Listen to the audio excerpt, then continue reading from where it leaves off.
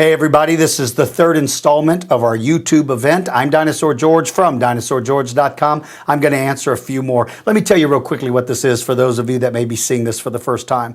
We decided to kind of try something where I set a specific time on a specific date. This particular one happened to be 1 o'clock on Sunday, December 2nd, where we would clear all questions that came in before and then take all of the questions that came in from 1 o'clock on to try to answer as many as I could because so many of you have written to me time and time again and never get answered. So that's what we're doing. So that's why we're diving into this kind of quickly. Here we go. This is from Tristan from Los Angeles, California. Hey, DG, I know you're rushing through people, so I'll get straight to my questions. That's cool, man. My first question is, how smart were big theropods like T-Rex and Allosaurus? I've read from a number of books and scientific journals online that they are firmly within the reptilian IQ range. But I've also heard from some documentaries where they state that they are more intelligent than any living reptile. It's somewhat contradictory, but so far I believe the former is correct at the moment. Wow, Tristan, well-written question. Very interesting. Okay, one of the reasons why people used to talk about Tyrannosaur or theropod intellect not being very high was solely based on the size of the brain in comparison to the skull. But Professor Lawrence Whitmer is at the forefront of CAT scanning, and he's using technology that is really changing a lot of opinions about the intellect of dinosaurs. He's able to look at the brain in a whole new way, not just simply the shape of the brain, but all aspects of the brain. What part of the brain was used for vision? What part of the brain was used for the sense of smell? What part of the brain was used for cognitive thinking? And what he is discovering is that they were a little more advanced than early paleontologists gave them credit for. So I believe that the opinion of intellect, and that still is very subjective to one's opinion. We now can look at the brain, but we just can't get in it and understand how it thinks. So I would say, Tristan, that dinosaurs are considerably more intelligent than the early paleontologists ever dreamed they were.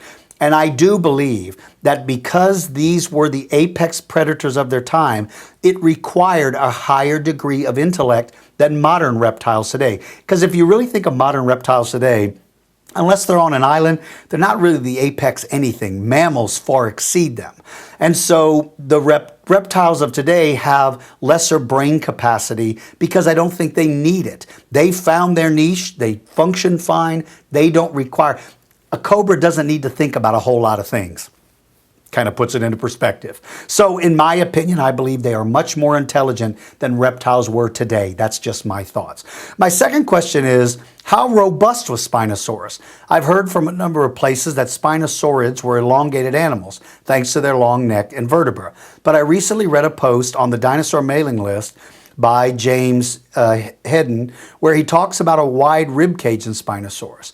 I know that living aquatic animals like hippos have wide rib cages and robust bones to help with buoyancy while in the water. So is it safe to say Spinosauruses were the same? And if so, do you know of any papers or articles where I can read up on any of this information? Thanks. That's very, very cool, Tristan. Those are both excellent questions. Excuse me. Throat's getting dry, talking too fast. I don't think I've ever heard anybody describe Spinosaurus as being robust. I don't believe he has the same basic design as hippos for the reason that hippos really immerse themselves in the water completely, whereas I don't believe Spinosaurus did that. I think Spinosaurus may have been a wading animal. Think of a giant stork or a crane. You know, they're wading animals that wade out to a certain depth and then feed, but they certainly don't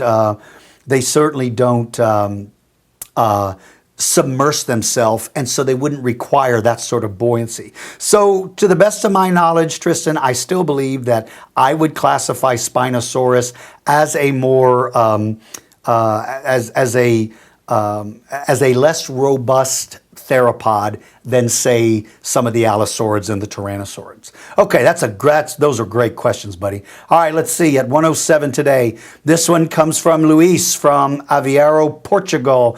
Hey, DG, how's it going? It's going great, buddy. You'll probably not remember, but you answered 2 questions of mine back in December 2009. As a matter of fact, Luis, I do remember because I remember your city and country. So anyway, my question is about baby T-Rexes being covered in feathers and losing them as they grew because a big animal wouldn't need to be covered with them for insulation. What do you think?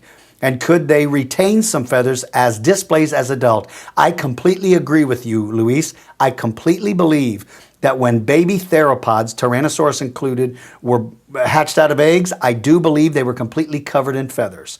I do believe they would have been covered in feathers for 2 reasons. One would be for temperature regulation. The other would be for camouflage. I think that those 2 things would be very, very important for the animal. As the animal matured, I do believe that it lost its feathers because its sheer body mass was able to retain heat. So they didn't need the feathers. But I also agree with you, and some evidence suggests that it looks like theropods probably retained feathers as a way to display, maybe to show their age, maybe to show their sex, maybe to show their sexual maturity. So I do believe completely with you. I think those are great points, and I agree with both of them. Really cool. All right, at 108 today, this is from Emma. Emma from Noblesville, Indiana. Hello, Dinosaur George. I have come to you to grant me with your infinite dinosaur knowledge. Emma is one of my very, very, very good friends on Facebook. She has been harassing me for years. So Emma, let's read your question. Lord knows what this one's going to be. I hope all is well with you and that you're happy and healthy. I am, and I hope the same for you, Emma. I was wondering if you could answer my question on the maternal instincts of dinosaurs. Wow. So far, I've seen conflicting views. I was wondering if you believe the young would stay with their parents for an extended period of time. I believe some dinosaurs lived in family groups, like some modern animals do. Do you believe this would just have been with the herbivores, or do you believe that the T-Rex rogue theory to be false? I also hope this question isn't too silly, and thank you for everything. See you on Friendsbook. Oh, Emma, I knew this was too good to be true. I knew you were going to get me with Friendsbook. I kept saying Friendsbook over and over. Emma actually took the time to create a Friendsbook logo and posted it on my Facebook page. Emma, you're too much. Okay. I think the evidence suggests that all dinosaurs kept the young with them until they were able to defend for themselves. And the reason why I say that is because we look at tracks. We find tracks of herbivores walking with young, walking with them. That's suggestive of them, and the young walking in the center of the group, which is suggested of maternal instincts to protect the babies. We found evidence of dinosaurs of various ages, all that died together, meaning that various ages were living together. Again, it suggests maternal instincts. You find animals that are building nests and laying eggs. Oviraptor is an example, who was willing to die to defend the eggs. So I don't believe that when these babies hatch, suddenly dinosaurs completely ignored them and said, hey, good luck, hope everything works out. I believe, predators included, that they were taking care of the animals. The reason for that, Emma, is because there is a tremendous investment in the female to create eggs within her body and to lay those eggs. And the number one job of every animal on planet Earth is to perpetuate the species. That is to ensure that somebody from your line makes it to the next generation to perpetuate the species. So I think, because their brain capacity seems to be bigger than modern reptiles, because they appear to have so many bird-like features, I believe dinosaurs were probably very, very good parents, and I think they did everything they could to ensure that their young would reach maturity. Thank you, Emma, for bringing up Friendsbook. I will get even one day. Note to self, drive to Noblesville, Indiana, and look up Emma. Yeah. That's what I'll do. All right, one more. All right, let's see. This one came in just a second ago. Ryan from Woosung, Illinois. Hey, GG, in 2010, Jack Horner proposed the idea that Dracorex and Stygimoloch were actually immature pachycephalosauruses.